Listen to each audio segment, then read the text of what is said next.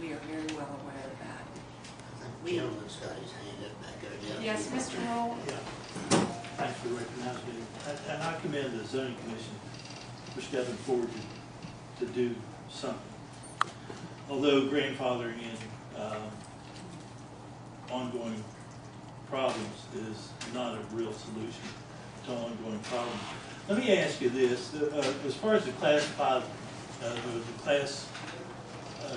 classification, I didn't hear anything about the injection well process for abandoned mines, the of injecting coal slurry.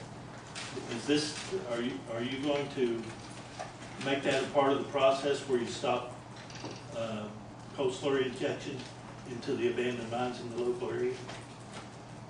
It's my interpretation that that covers any injection product and process in what we're addressing at this level. And holding ponds as well. And the holding ponds. If you remember from our public hearing that the Park Service did request that be inserted, and that language was inserted in the definition. Is the coal mine, or the abandoned coal Just a mine? moment, Mary, just a moment. Larry? That was our intent, was to cover an all-encompassing. That was our intent.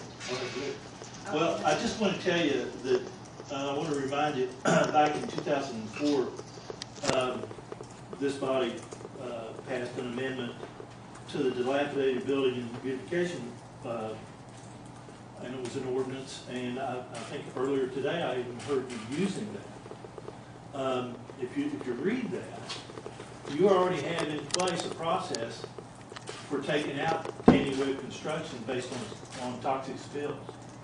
Are you planning on doing that? We've already addressed that when I spoke earlier. We have offices working on that, Mr. Rhule, yes.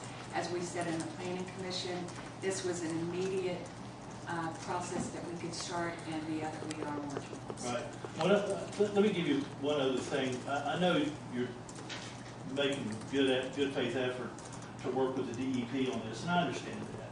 I also know that the DEP does not work in good faith with the counties, and they'll cut them off whenever they need to in order to help these heavy industrial uses to be in place. I can give examples of it, and I did actually during the zoning commission thing. It didn't make the transcript because of some technical problems, but I can tell you that the DEP is not an honest broker in this. And just to give you an example, Danny Webb Construction right now is dumping. They're doing it right now, and it's due to a waiver. And I understand it was an Environmental Quality Board waiver, but if DEP wanted to, they could cut that off before the June 8th hearing. So that tells you right now they could cut it off today, and that tells you right now that they do not intend to cut it off. They intend to let it go on and can extend that waiver and let him operate under a permit. And I'll just tell you something. I'm sure you already understand that when Dr. Bengosh from Duke University came in and found the injectate in Wolf Creek, that there was toxic spill occurred. DEP never found it.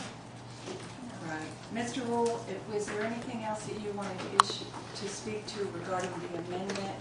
Yeah. And we can have, I mean, if you're speaking directly to this amendment, we're going to call for a vote because we're on the same page. This is our first procedure to try to